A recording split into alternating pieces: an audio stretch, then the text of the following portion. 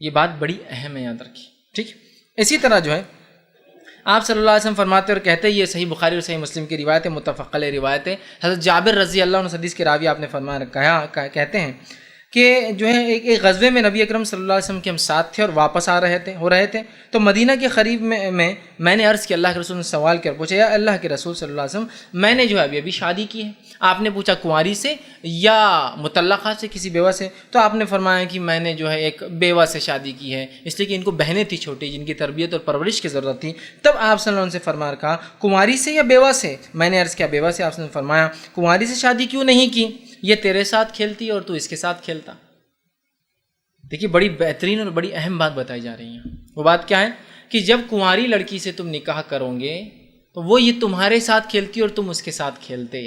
مطلب یہ ہوا اس کا کہ وہ جو عمل جس نکاح کے بعد انسان میں ہوتا ہے، اس عمل میں نہ صرف مرد شامل ہوں گا بلکہ عورت بھی مکمل شامل ہوں گی۔ تو اس کے ساتھ کھیلتا اور وہ تیرے ساتھ کھیلتی۔